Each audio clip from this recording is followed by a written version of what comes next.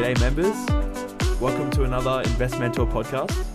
Today we've got a very special one. I want to say special I'm guest. not that special. Well, yeah, but at the end of the day, Honestly. you've been on the podcast more than I have. I see you every day. Like, we literally in office every day. Am I really that special now? Honestly. Well, you're special to me, Bruce. Thank you. You're special to me too. Oh, thank you. So, the CEO of Investmentor, Bruce Guan, thank you for coming. No problem. My pleasure. Coming, you've walked like 5 meters from your office. 5 meters, yes. So yeah, how's your week been? What's been going on? Anything? How's my week been? It's been amazing. Great. We did a money mindset masterclass last night with a group of members, and that was amazing. Had Priscilla on that one on that session as well. And I thought it was a great session, but obviously let our members be the judge of that. And yeah, it's been a good week because I think this week we really done a lot of planning for the business. Looked at how we can better help our customers, help our members, do all the great things we're doing, but just do them in a more efficient way, in a better way, in a way that gets more results as well. So, I'm really bullish, which is, I can't say that for the rest of the economy. Lots of stuff happening in the economy on the news articles and stuff like that. But personally, I'm bullish. Yeah. Well, yeah. From a employee standpoint, it feels like the last few months everything's been felt very like good and productive, and I'm glad to hear it. I'm glad to hear it. You're not just saying that, are you? No. All right. So one of the first things I want to bring up today is so there's been an article that I saw that I thought I would want to get your opinion on. So basically, let me read you the headline. Sure. It is, let me pull it up. So ANZ just bought Suncorp Bank for $4.9 billion. Yes. So what does that mean? Like, does it mean anything? Is it like that important in terms of finance, or like does it, like, what does it mean for investors, for the banks, for everything? Not much, actually. So Suncorp Bank is a second tier lender. ANZ is a tier 1 lender. Okay, so look, I don't know why they bought it. They've got to have their internal reasons, and they've done their internal due diligence. But my guess is that second tier lenders are not regulated, or they're less regulated by the APRA. Okay, so Australian Prudential Regulation Authority. So essentially, what that means is that even though ANZ they bought Suncorp, it doesn't mean that Suncorp is going to get fully absorbed into ANZ. It's going to remain a separate company and a separate product altogether. Probably going to remain a second-tier lender. A lot of first-tier lenders own second-tier lenders, if you don't know that. So was like Rams is owned by Westpac, for example. Oh, okay. As a rough example, and through Rams, they can offer all sorts of different type of products that they can't offer through Westpac. Okay. And this is a very similar situation as well. Was Suncorp owned by any other first tier before this, or? Yeah. That's my guess. We need to look into whether Suncorp is a second tier lender. Like, I could be wrong about this. I'm not like the guru of finance here. But that's part of the reason. Even if they're not a second tier lender, the main reason is because Suncorp has products, different type of products, that ANZ may or may not have, and they buy it to get access a bigger market share of those type of products, because there are going to be people that can get lending through those type of products as well. Yeah. That's part of the reason. Obviously, there's probably a whole bunch of other reasons that I'm not privy to. That's probably a big reason, though. Well, one thing that I find like interesting and kind of funny about this is like I'm currently going through getting a loan at the moment for my property. Yes. And the two banks that was kind of being looked at with my broker were ANZ and Suncorp. And like there was a point where it's like, oh, maybe I should have gone Suncorp instead of ANZ. Yeah. And then it was just like a funny thing when I saw an article saying, well, that's not going to change. My guess is that Suncorp is going to fully stay separate. Yeah. The rates are going to stay separate. Products are going to stay separate. You'll be able to get rates through ANZ as you can now, and rates through Suncorp as you can now, and there's not going to be much of a change. Now, over the long term, possibly, but you're talking a long, long time. Yeah. So far, if you look at Rams and Westpac, not a lot has changed between Rams and Westpac, even though it's been years since Westpac took over Rams. Okay. Yeah. And so what is the main difference between like a first tier lender and a second tier lender? Like, Well, I kind of explained it. For first tier lenders are regulated by APRA. Yeah. Second tier lenders are not. okay, so They can offer products basically that have less regulation by the regulators. and so what is the reason why they're not like why are they able to not be regulated? Is it Because they don't affect the economy as such, because they don't have the majority market share, okay? right?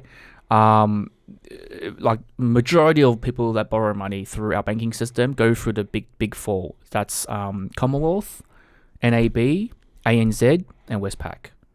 Okay, that's literally almost the whole market, and then the second tier lenders take up a small portion of that. If you're gonna get lending and you can go with a big four, most people would choose a big four. Second tier lenders exist for people that for some reason or other can't go through the big four, but they still need lending regardless.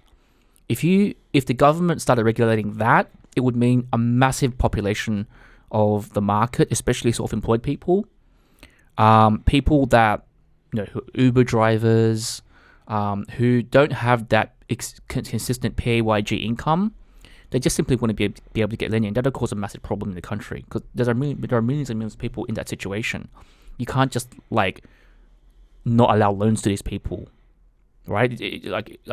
If you're a self-employed person, you must be able to access some sort of loan product so you can actually do things that everybody else can. So that's where second tier lenders come in. They've got specialized products to cater for this market. Okay. Yeah.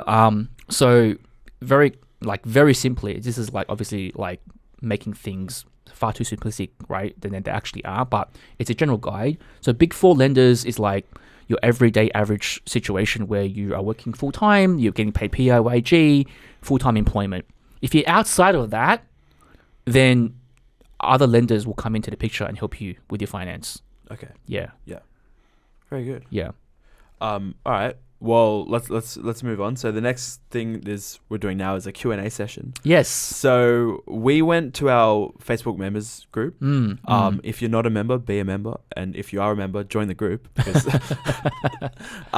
but so basically, we went on there and we asked our members to ask. We said podcast is happening. If you have any questions for Bruce, I saw those questions. Oh, you've seen a lot of them. Okay, yeah, well, there you go. I saw them come through in the comment section. Yeah. Okay, so I've got a big list here.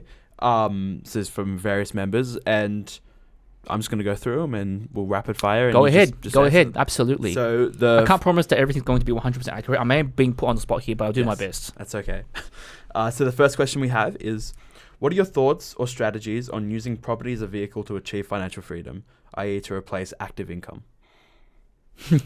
Okay, that's a big chunky question. I literally spent almost 2.5 hours answering this question last night. So if you want me to literally do a full webinar for you right now on the spot, I can, because that's like a full webinar, right?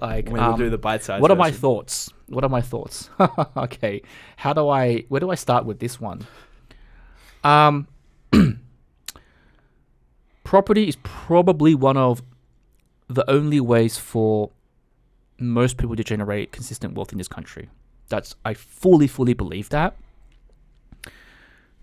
Let me just explain something first before I'll go into that part, right? So this comes directly from the workshop I did last night. So in that workshop, I explained that there are 3 sources of income. The first source comes from time, which is you trade your time for money. Second source comes from people, which means you've got a business and your business employs people, and you own that business and you're the beneficiary of that business. And the third method is assets: property, shares, cryptocurrency, any sort of investment, right? These are pretty much the only 3 ways to generate income, right? So vast majority of people, and I can confirm this because that's how they answered when I was doing the workshop, vast majority of people get their income through time. They have to physically go to work and physically trade their hours in a day for dollars in their pocket. Okay? When it comes to people and assets, very few people generate the income through people or assets. Now, let's be honest. How many highly successful entrepreneurs do you know of that can build up a business so successful that they don't have to work in their own business anymore, and that business is just generating them, income? Well, I don't know any personally. Yeah, right. It's difficult, man. I can attest to that. It's really difficult to achieve something like that, right? Even today, I have to work in this business, right? Assets is pretty much the only way it can be done, really, if you think about it, right? And even in the category assets, there's not many options to invest. Like you've got property, the stock market, the crypto market, you've got bonds, gold and silver, yeah? So if you have a look at each one of these assets and you break them down, right? They all have their strategies, they all have their ways and methods, right? Property is one of those things where it's not just an investment vehicle though. It's also a commodity. People need to live in property. It's a literally a fixed asset that's also a commodity, that's also an investment vehicle all at the same time. And also the government spends so much money investing in property. All the banks put money into property. This is the whole reason why the banks are willing to give you, an 80% lend on a mortgage. Because they're that confident with the market to know that if you can't pay back your loan, I can just sell the property and get my money back. You can't say the same for a lot of different investment classes out there. The bank is not going to give you an 80% loan for you to invest in the share market or the crypto market or even gold for that matter. But the bank is willing to give you 80% for a property. Why? Because banks know that property is generally speaking, not in every case, but generally speaking, a safe investment class, right? So when you weigh up the risk and the return of property, it generally outweighs almost all investment classes out there, especially in Australia. It may not be the case in other countries because of how their financial systems are regulated and how they treat property or the attitude towards property. But in Australia, that is definitely the case. That's the reason why. Okay, well, that's a very good answer. Hopefully it is. All right, so the next question. Rent vesting is a common strategy for investors. Yes. Do you have any insights on the financial merits behind rent vesting versus owning your own home? Absolutely. So I'm a rent investor to start off with. So I actually rent and I put my money into investments, right? So let's just get that out of the way first. There is no definite right or wrong strategy here, and it really does depend on someone's goals. I'm a true believer that when you're starting out, rent investing it's a great way of doing it, right? For a few main reasons. Number one, okay, so when you rent invest, it just allows you a lot more flexibility, okay? When you're buying as a home, there are so many other factors at play into that decision that's going to affect where you buy and what you buy. It's not just going to be about like, how do I get the growth and the cash flow? It's going to be about, is it close to the school that my kids are at? Is it close to work? Do I personally like the suburb or not? So all of these factors will come into play, and those factors don't really have much to do with whether this property is going to be a financial win for you or not. Do you know what I mean? Whereas if you take that out of the equation and you're buying purely as just an investment, you can be completely unbiased because everybody has biases. I have biases in suburbs I like, suburbs I don't like, and all sorts of different things. But it doesn't mean that just because I like a suburb, that suburb is the best place to invest. Research will tell us where the best place to invest is, right? So now you can actually go into the market and have no biases whatsoever, and even your own ones, to make a actual decision and focus on one goal, which is how do I generate the most wealth out of this purchase? And your mind becomes a lot clearer. That is probably the biggest advantage of being a rent investor as opposed to buying to own, right? It's not necessarily the fact that there's like a direct financial advantage. There are certain advantages that rent investing will give you, but by the same token, there are certain advantages that owner occupying will give you as well. Like, for example, one big advantage is that you don't have to pay capital gains tax when you sell. Yeah. Right. And whereas with investing, you do have to pay capital gains tax, even though you get a 50% discount after holding on to it for 12 months. But by the same token, you get depreciation, you get tax benefits, and you get negative gearing. So they kind of cancel each other out, right? But I would definitely say the biggest advantage is the flexibility. Yeah. Is the flexibility that you have in your decision making. Yeah, because like you're less likely to have to compromise on what you want, right? That's right. Yeah, that's right. Yeah. And it all depends on your stages in life as well. Okay, Yeah. So someone that's young that doesn't have a family, rent invest, man. Like there's no reason why you shouldn't do that. Whereas someone that's older that have kids and might need to settle down, well, that might actually impact their decisions as well. Yeah. Yeah. Okay.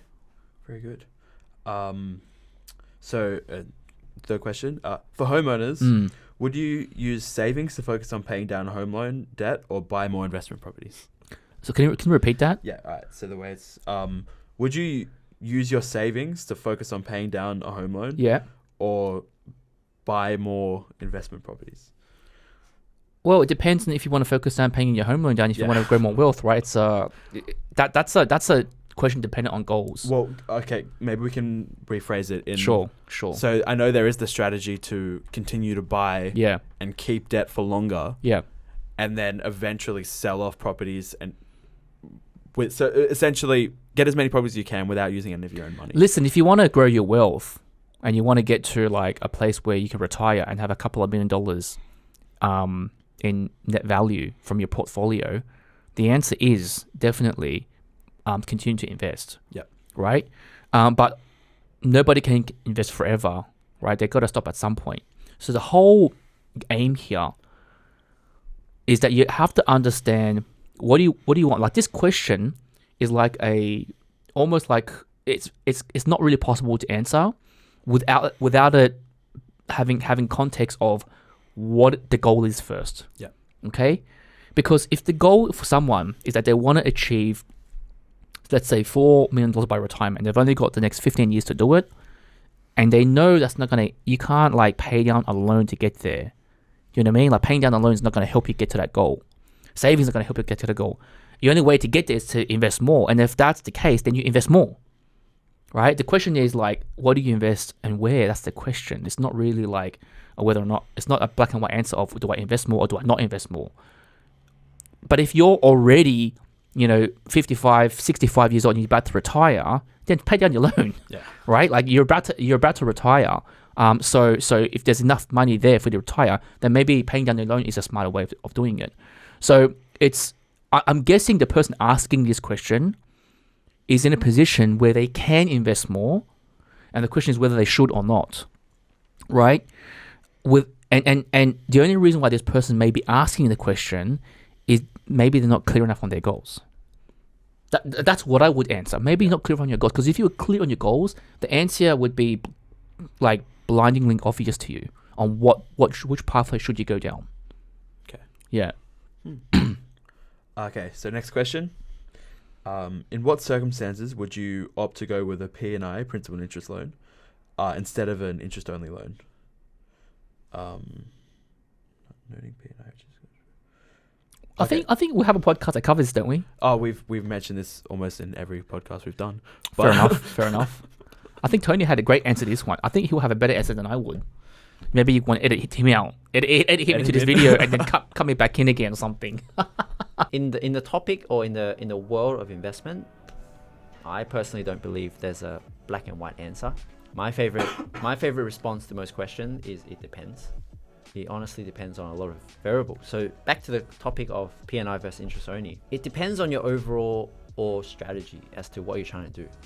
Like for example, for people who already have a existing mortgage, and I actually had this example last night that I explained to my member. He already had a home and he lives in Sydney and he's paying P&I on that loan.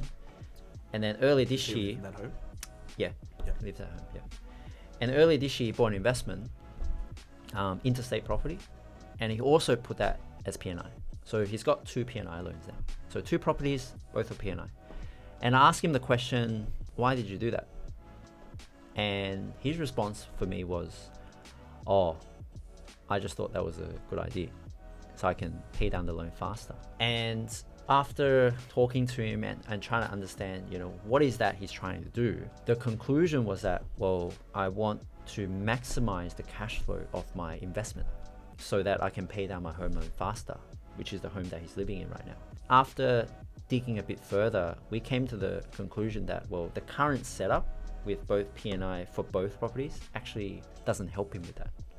And the reason is, if you're paying P&I on your interest, on your investment property, then a large chunk of your cash flow from the rental is going towards your investment because you're paying down the principal, right? But if the idea and the objective for him is to pay down his own home loan faster, wouldn't you rather shift that cash flow into your own home instead? Yeah. Does that make sense? Yeah. But you're putting it towards investment. So that's why he realized, oh, maybe that wasn't the best setup. And by making it P&I as well, one thing he also didn't realize is as you pay down your loan for your investment, it means your loan balance is reducing over time, right? And Jacob, I'll test you on this. What is the biggest expense related to your investment property? It's interest, right? Interest. So what happens if your loan balance is coming down to the interest? Oh, then the amount of interest you pay is lower, right? Yes. Yeah. And if interest is your biggest expense, it means it's also your biggest deduction. Yeah. So what happens to your deduction? It's lower. Going down as well. Yeah. Your loan's coming down, your interest coming down, your deduction is coming down. So how is that going to help you save tax? Because all your deduction is coming down. Yeah. Or your biggest expense is coming down, Yeah. which means your biggest deduction is also coming down, right? And that's why I started explaining to him, well, this is not going to help you with tax anymore because you're paying it down. It'll actually make you pay more tax very quickly, right? So combining with the goal, which is to pay down the home faster and also trying to save tax, having a P&I on his investment, we concluded that that wasn't the best structure. That's when it makes sense to go with interest only. Assuming LMI is not an issue, is it generally more beneficial to purchase with a lower deposit and keep the surplus funds either in an offset account or used towards further purchases? Assuming LMI is Not an issue. not an issue. Is it generally more beneficial to purchase with a lower deposit and keep the surplus funds either in an offset account or used towards further purchases? If you can purchase with a low deposit,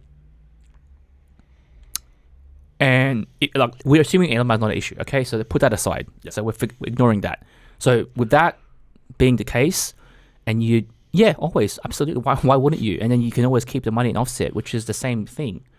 But now that money is just liquid. Yeah. You can access it if you need it. Yes, 100%. That's definitely the right answer. Okay. Yeah. So yeah, I would have not known anything about this maybe 3 months ago. Let me explain why. I think why is probably the key thing here, not just a flat yes, right? So the reason why that's a better way of doing it is because if you use it all as a deposit on the property, the money gets locked in the property. You can't take it out again. So if you want to use the money and do a refinance, it's just a process, a hassle, and you have to pay extra fees to the bank to get all that done later on if you want to access the money. If you've got the opportunity to instead not put as much in and then to keep a portion in your offset account, which by the way has exactly the same effect as if you put the money into the property again, right? Because it offsets your interest on the property, then that allows you to have free access to that money whenever you want. So you don't have to do a refinance later on down the track when you need the money. So it's just a very simple and easy way to save money and go through a hassle-free experience of not having to go do a refinance. Yeah. Yeah. There you go. It's when it comes to like offset, refinance, all that, like it took me so long to learn it, but because I'm going through all this right now with my own property. Yeah. Very quickly I was like, all right, what's the and learning about the difference between because I'm going through a situation with my own right now where it's it was the difference between getting an offset account and a redraw. Yes. And yes. We ended up going for the redraw purely because the interest rate was lower on it. Well, that's worth it. Yeah. I mean, redraw is kind of the same thing. Yeah. It's similar, just except it's not its own account. Yeah. Yeah, but I think our redraw has a limit, doesn't it? There's a limit on your redraw. There is. Yeah. Whereas offset account really doesn't have a limit. Yeah. Right, I think that's the main difference. But if the limit is more than what you need, then you're fine. Like you don't have to. The biggest difference would be like the flexibility of it. Correct. Yeah. Correct. Yeah. Okay. Well, we'll move on to the next question. Yep. Okay. So if you could have the ability to influence or improve housing affordability, what would you do? I answered this question many times already. I would actually take away. This is a very controversial take. I think a lot of people might be angry with me if I, ever ran for politician one day and announced this as a policy, or maybe not. Who knows? So the reason why there's a massive housing affordability crisis in our country is because there's way too many buyers to buy property, and there's not enough supply. Okay, so the price of something is all about supply and demand. You got too much of buyers and not enough of the item that people want to buy, then all of a sudden it creates a massive imbalance, and people just start outbidding each other to buy the item that's in demand. It doesn't matter if it's property or phones or anything in this world. The basic fundamentals are exactly the same. The problem with property in Australia is that the way the government incentivizes buyers is through things like first homeowner grants, home builder grants. They're essentially giving you more money. So what they're doing is they're increasing the pool of buyers because they're heavily incentivizing, homeowners to go out there and buy property. You heavily incentivize. Like, if you haven't noticed that over the past 2 years, how many government schemes and grants have come out that have given us an extra $10,000, $20,000, in some cases almost up to $100,000 in free money, right? Now, this dramatically increases the pool of buyers out there, but if you have a look at the number of properties on the market, those haven't increased. They've in fact decreased over time, right? Because the more buyers you have, the more it gets in demand. The more they buy a property, the less there are properties to buy. So the number of supply decreases. What I would do, very simply, take away all the money from the buyers and give it all to the builders and developers to build more, and incentivize them to build more.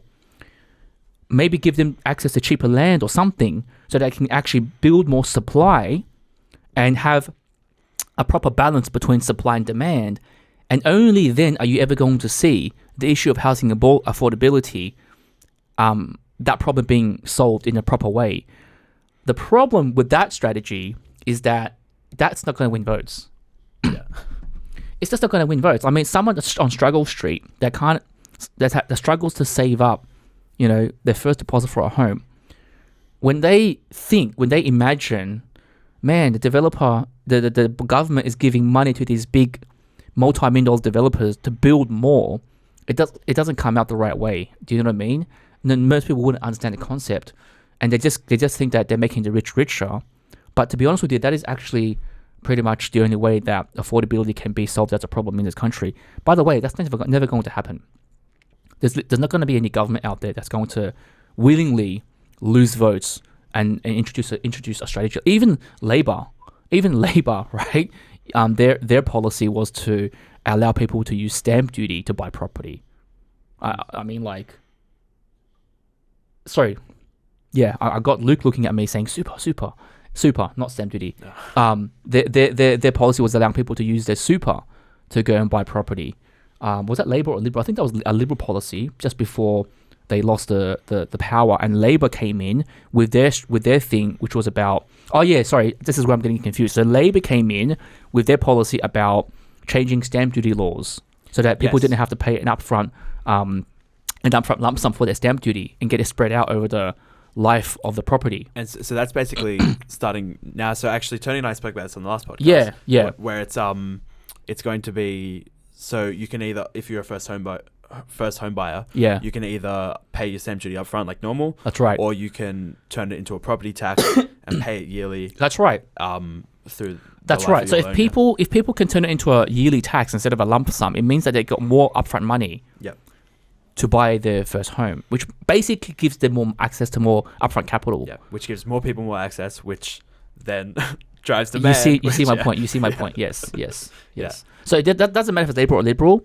Their policies have the same effect, even though they're different. Yeah.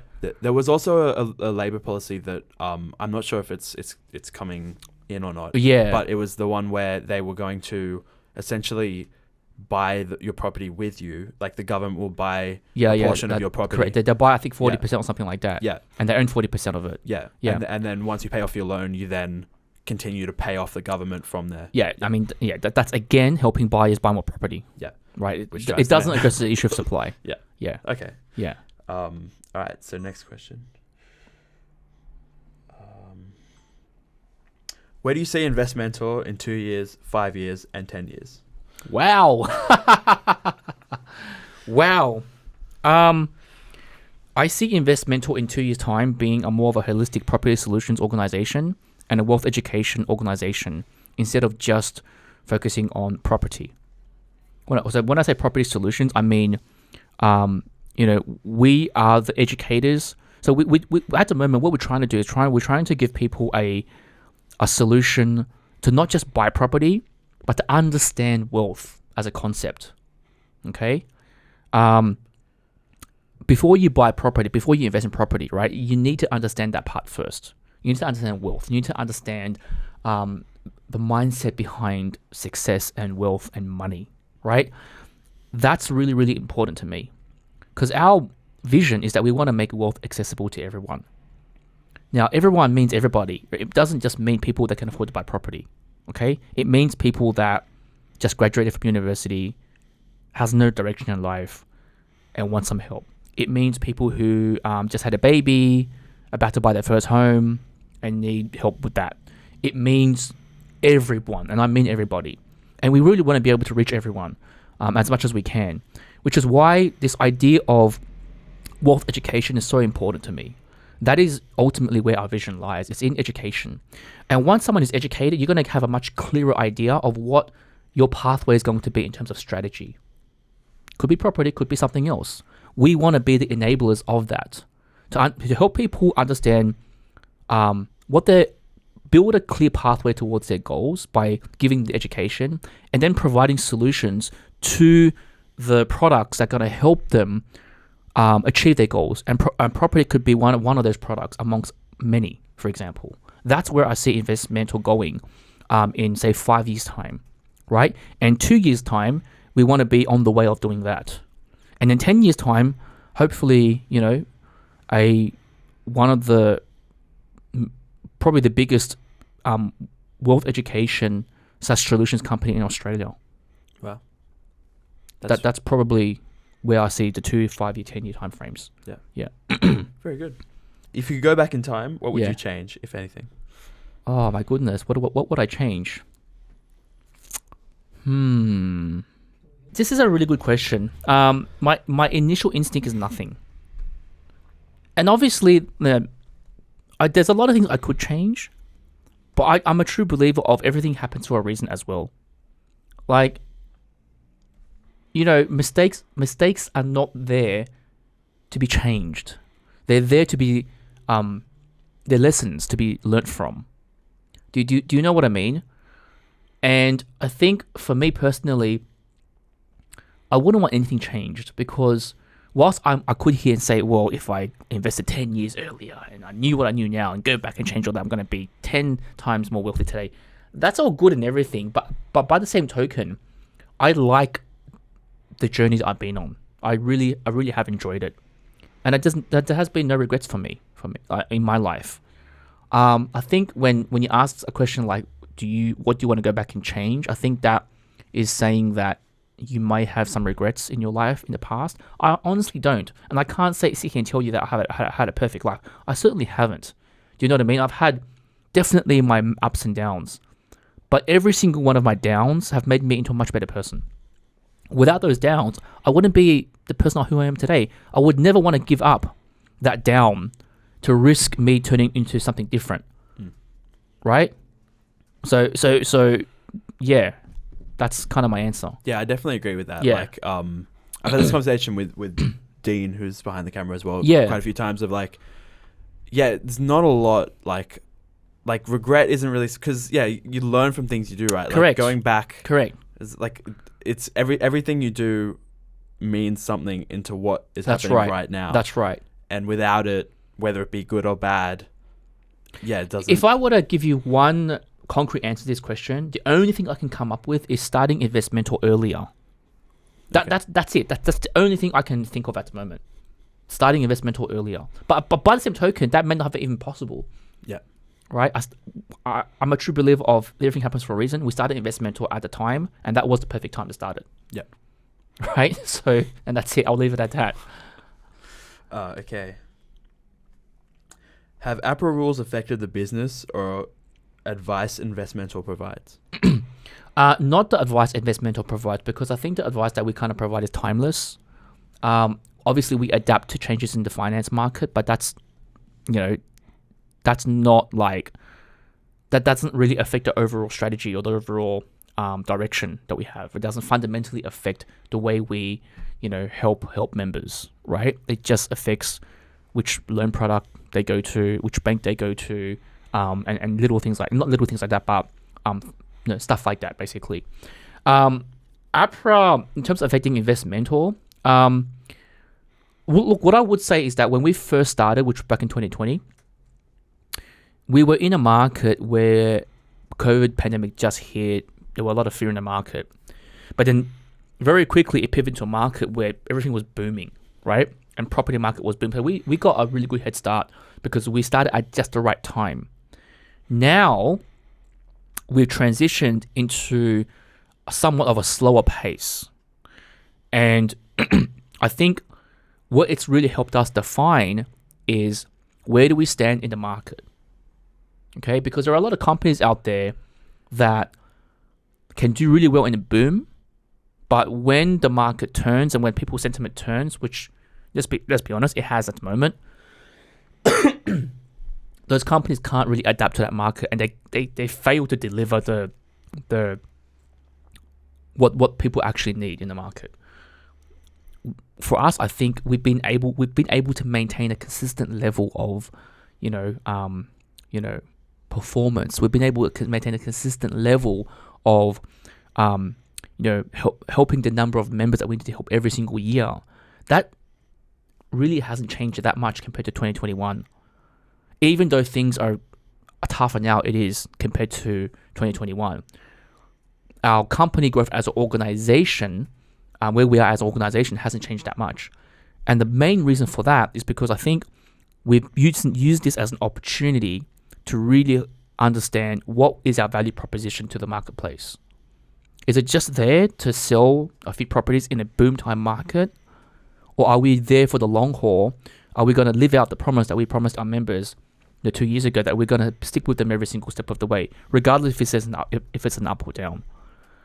And because our foundations are so clear on that, it hasn't really affected it. It actually has reinforced why we're here in the first place. Because I see our service being far more important now than it was compared to 2021. Yeah, I like that. Do you believe there's an age limit where you would say it is now time to start paying your debts to a comfortable level? Yes and no. So it's look, there is an age limit, but it also depends on what age you are when you first start on this. Because I had a guy who was watching in the workshop that I did last night, and was like 50, in his mid 50s, and was asking me, "Is it too late for me to start?" No, absolutely not. It's not too late. The idea that you're too old to do anything is a misconception. Do you know what I mean? Like, even if you're 50 years old and you set a goal that you want to retire at age 65, you've got a good 15 years to make a difference here. Do you know what I mean? Like, there's a good 15 years to make a real difference. You don't want to give yourself an excuse to say, I'm too old now, I need to focus on this, therefore I'm not going to do it anymore. That's just kind of having the attitude of giving up. However, if you have started a lot earlier, let's just say you started in your 40s or your 30s, and then you get to a point where you're like, I've done enough, I've achieved enough, and now start for me to pay down the debts. Yes, at that point there is the time. So it depends on when you start and how long have you progressed in your strategy, not so much how old you are. Yeah. Okay. Yeah. Yeah, that makes a lot of sense. So what strategies have you used to increase your lending capacities? Yeah, good question. So one thing I did was, when I used to work in the design industry, I knew that with the salary that I was on, it wasn't going to be enough. So I did some side hustles at the beginning, worked on the weekends, did odd jobs to increase my income. When people think of what strategies do I use to get more lending capacity, unfortunately, it's not a thing where you can just, like, people have this imagination that you can just increase your lending capacity by, I don't know, not doing much. In fact, like, your lending capacity has a direct correlation to how much money you can earn, right? So for me, I knew that if I wanted to borrow more money, I had to earn more. And I was willing to give up my weekend times, my side times to do some side hustles, to earn a little bit more money, to increase my borrowing capacity. That's how I kind of got to my first 3 properties. Now, if you're someone that already has property portfolios, depending on how old your properties are, you could do a cosmetic renovation and increase the rental income on your property, which I have done on one of my properties. That does also help with the rental. So you get higher rental, therefore higher income on your rental, and that translates to higher borrowing capacity later on as well. Negative gearing, again, is a great way of doing it. So, the negative gearing can also be included depending on which lender you go to. It's not all lenders will include negative gearing, but some lenders do. Again, that's why you have the second-tier borrowers, because some second-tier borrowers would include negative gearing into your overall servicing calculations. That's another strategy that you can adopt. If somebody has if someone's self-employed, there are strategies that you can run through your self-employed business, through your company, that can also help you with that as well. Because it's always going to be a balance. For someone that's a business owner that's self-employed, it's always going to be a balance between, paying low tax versus trying to borrow more money from the bank. And there's always a happy medium that you need to try to hit if you want to borrow money to buy property. Do you know what I mean? And that the strategies you can run through a self-employed model as well. If you are someone that's self-employed, if you're not, you're on pay wage, you're on a salary. Probably not a lot of options there.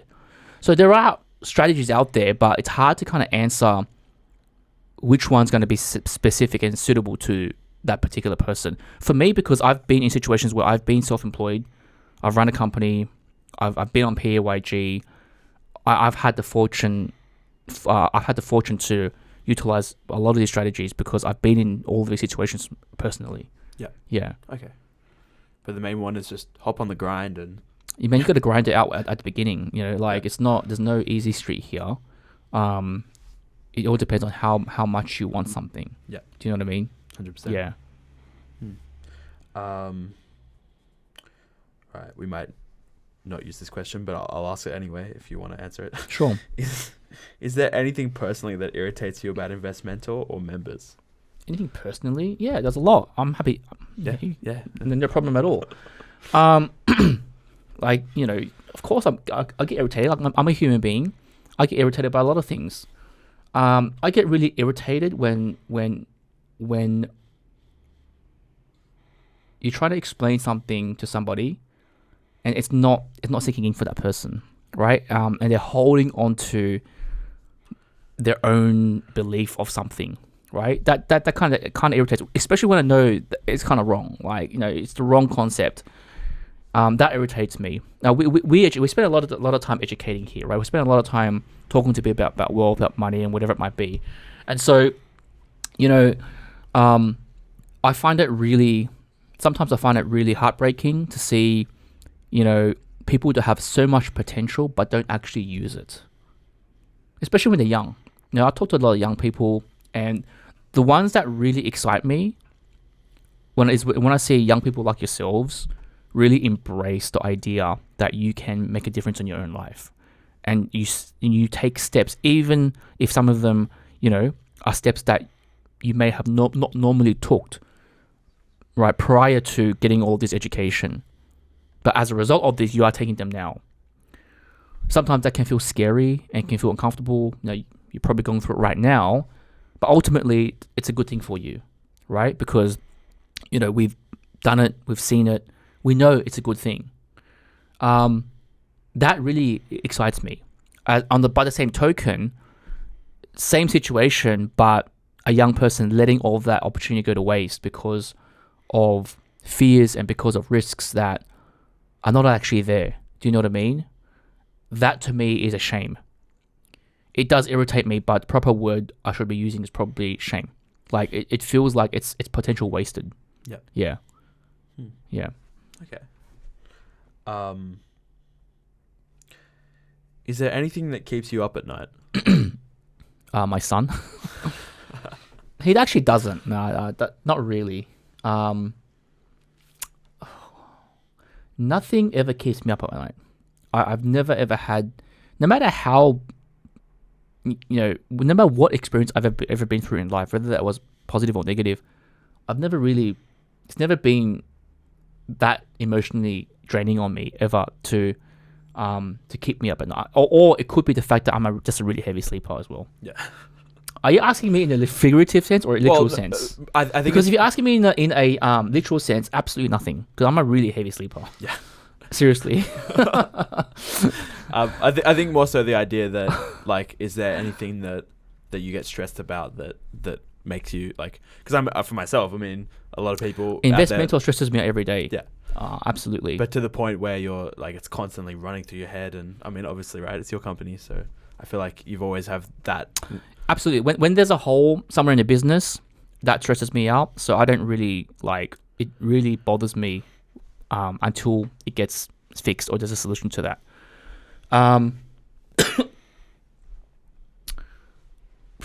Aside from that, what can I think of? No, not really in particular. I can't. Yeah, not really. Or maybe it's just not coming to me. I don't know, man. Yeah. Yeah. But there are a lot of things with Investmentor that could probably fall into category. But I wouldn't say these are overly stressful things. It's just normal parts of running a business. Yeah. Anybody that runs a business knows what I'm talking about, right? Like, you get stressed out with a lot of things when you run a business. Yeah. Is there anything that keep? Oh no, that's the same question.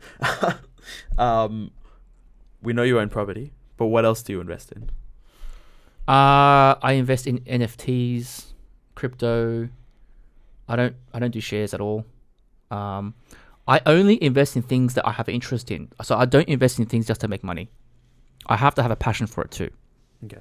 So I also used to invest in Lego. There's like a massive Lego investment thing that goes on.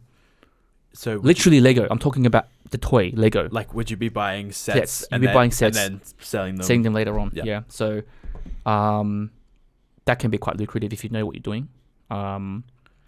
So for me, my investment is always about what my passions are, and I invest into those passions as opposed to I invest into something purely for the sake of making money. Yep. Property is the same thing. I have a passion for property. This is the reason why I never invest in shares, because I can't stand looking at the share market and looking at all these companies and doing research on these companies. That's not me. Yeah. But the reason why I invest in NFTs is because I have this huge interest in NFTs, and in the whole crypto space as well. So I have this passion for it, and that's the things I invest in.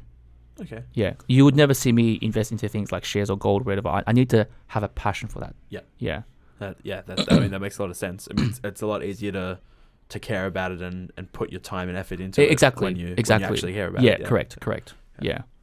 So, maybe we can go into like the ins and outs of investing in Lego. So, like, what kind of... Yeah, sure. I don't do it anymore. Yeah. It's been a long time since I did it, but like I stopped investing in Lego probably around 5 years ago, mainly because inventory was a massive issue. Like, my whole entire house was just filled with Lego sets. I had nowhere to put them. But it started because I used to I collect Lego as a passion, as a hobby. Yeah. And then as I was collecting them, I realized that, oh man, like, people are paying like 3 to 4 times more for these toys that are discontinued. Like, Lego doesn't make them anymore. And I'm looking at, one day I just looked at like how much something costs now versus how much it would have cost in the retail market if you bought it 5 years ago. And it's like something that you would have paid $300 5 years ago now is worth like, $1,200. And I'm like, geez, like, I know this. Like, this is something I'm passionate about. I would be able to know, because not every single set that you buy increases in value. Yeah. Right? So you got to understand the culture and understand that. So I'm like, I can pick this out. I've got the skills and the knowledge to pick this out. Right? Just like someone in the share market who's doing research in the share market, they probably have the skills and knowledge to research the companies to pick out the ones that will do well versus the ones that won't, because there are indicators there. I can do the same thing with Lego, and I did that, and it was fairly successful. Wow. I was able to pick out sets that I knew that were going to be popular in the future. There was going to be a crowd that wanted to buy these sets, and I also knew that these were going to be limited editions, discontinued items. So I just bought up a few, left it in my cupboard, waited 1 or 2 years, and just resold them later on. I did a very similar thing on a much smaller scale Yeah. with video games. Yeah, I used video to, games, absolutely. Like when I was younger, I used to buy games all the time, and Yeah. then, and then I started realizing, well, if I bought this one, like it's a limited edition, it's already like not many people are getting it, Yeah. and then a few years later, like sales double, and like I've got a bunch of figurines, For like, sure. same sort of thing. Where Yeah, it's I like, mean, you've seen yeah. my office in my house, right? Like Yeah, in the background when we have meetings, like I've got the figurines in my background. All those figurines in there are worth, twice to 3 times more Yeah. than what I paid for them, right? So that's a viable thing. But the only problem is inventory. If you want to do it on a large scale, you just need the space to store the stuff. Yeah. And that became a massive problem for me, And it's which is why I don't do it anymore. definitely not something you can do if you don't care about the thing, right? 'Cause Correct. It's more so like a byproduct of having the passion for that to begin with. Yeah, well, I figured for myself, since I'm a collector, I could just buy 2, flip the second one, so I got the first one for free. Yeah. And that for me was my justification. Yeah. It wasn't even there to make money. It was just so that I could build up a collection for free. Yeah. Yeah. This is an interesting question. Is there one regrettable advice you have given to a member? Regrettable advice I've given to a member. Let me think about this one. Not an Investmentor member, no. But I have given regrettable advice to people in the past that I've met, because at that time I was still relatively inexperienced, and I was just out there. Luckily, it was the minority of situations, not the majority. All right. So, but look, everybody makes mistakes. I've made mistakes in my past as well. Okay. Now, what makes Investmentor so successful today is because we've been able to learn from those mistakes and avoid all of them within Investmentor, right? So, yes, I have made regrettable decisions with, when I was early out in my career. I was just young and ambitious. You see me today and I'm wearing this, but if you looked at how I was 3, 4, 5 years ago, I was in a suit and a tie, looking like another slick real estate agent. That I got indoctrinated into the property industry, thinking that was the thing to strive for, thinking that was the way to be, and I was doing that for the first maybe 1 or 2 years in the industry, until I realized that that's actually not the way. It's just all show and nothing. And I took all of that and we learned from those mistakes, and we pivoted and changed to how we operate today, which is about trust and being genuine and being transparent with how you do business, and really doing it in a ethically correct way, where all of our staff have the right ethics when they approach the situations with our members, right? So yeah. Look, I mean, like we can't be here. We can't be where we are today if it wasn't for those lessons and learnings. Okay. Last question from our members. What are the two, what's the most common errors that members make? Most common errors. Interesting question. Okay. What the most common errors that members make? Is this in context of their investment plan or their journey? Both. Okay. Look, let me have a think about this one, right? Because it's not cut and dry, because everyone's situation is different, and I wouldn't really call anything an error per se. So we have come across members who have made wrong purchasing decisions before they have become a member, and now those purchasing decisions are now affecting their ability to move forward and build more wealth now. Okay? I'm not sure if that's what the question means, but that's what we see. And it's not uncommon. People who have bought their homes out of emotion at the peak of the market, that's an error. That's an error. It's very, very easy to avoid that as well, because when the market's peaking. You know that. And you also know when something's too expensive.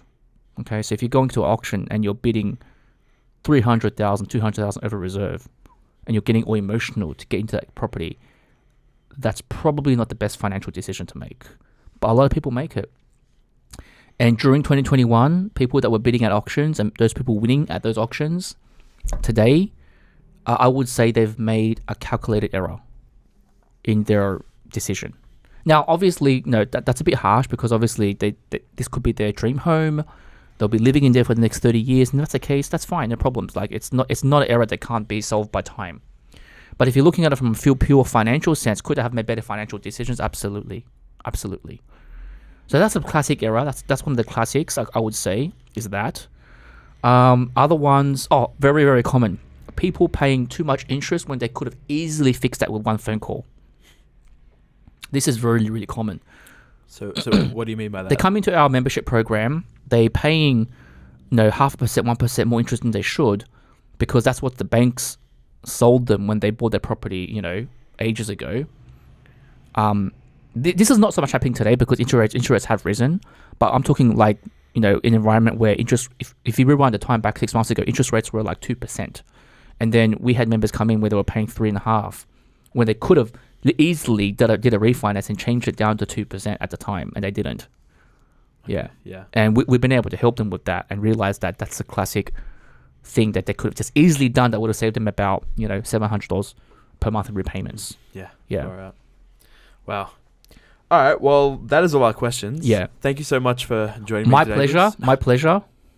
And so I'm sure we'll do this again. So if anyone has any questions, please leave them in the comments below. And yes, go to the Facebook group, engage with the content there, and ask your questions. Somebody will be able to answer them. 100%. Yeah. Thank you everyone for All right. watching. Thank you. Take care.